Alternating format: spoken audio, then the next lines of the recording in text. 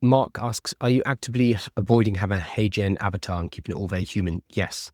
Yes, for me personally. So right now I am sitting in my room in London talking to people across the world. These lives go up to several hundred people. The other channels as well go out to several hundred people. It's growing every single day. And I think this kind of stuff is hard to beat. It's hard to beat this level of human contact, and human contact leads to trust. So I think that using HeyGen avatars, 11 Labs, et cetera, moves us away from that. I think that that is a losing proposition because using the avatars is going to become cheaper. It's going to become better. It's going to become easier.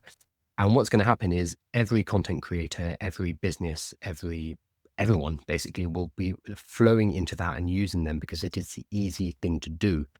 What I think will happen, and I might be wrong here, I think that's going to devalue the experience. So I already scroll off when I realize someone's an AI avatar. Oh, no, I'm not interested.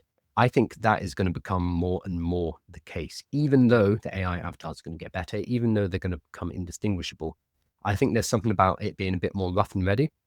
You see me stumbling over how to present ChatGPT study, for example, and realizing like, oh no, I shouldn't actually do a study session right now on camera. This isn't very interesting.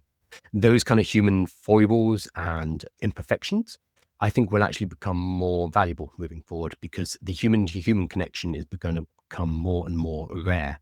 So I like to think of it as a barbell bet. So on one side, I'm going all in on automation, all in on artificial intelligence, but that's for the mundane stuff. That's for the stuff that I shouldn't be spending my time doing because it doesn't give me energy, it doesn't give me joy, it's boring, and it doesn't add a huge amount to my business or my life. So AI can have all of that. Fantastic. Go for it. Go nuts. What that does is it frees up time because I'm no longer manually doing those processes. I've now freed up an hour, 2 hours, 3 hours, whatever it is in my life, which I can now use for human stuff, the stuff that should be human first and foremost.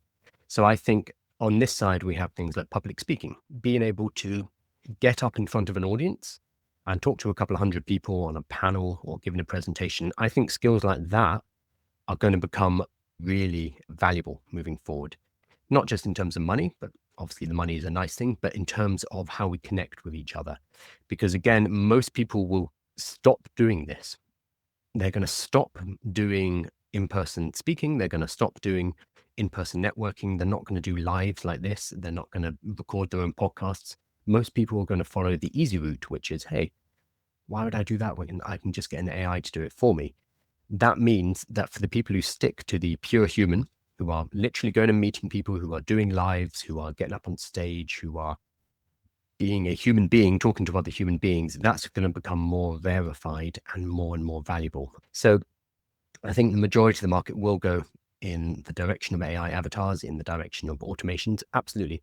I just don't want to be in that market because that's going to be a commodified market where it's a race to the bottom, where everything gets cheaper and cheaper and trust is eroded. I want to be in the high end, the luxury end of the market where it is human beings who are getting up in front of cameras and talking to people. People like Gary Vaynerchuk, who I think he just live streams his whole day. So when he's at work sitting at the computer, he's just got a camera on him, and it gives people that level of connection and availability, which I think is going to become more and more valued as we move away from talking to humans, which seems to be happening with the younger generations as well. We've seen this thing about the Gen Z stare, where if you ask a question to someone in Gen Z, they might just stand there and like kind of stare at you and not know how to respond.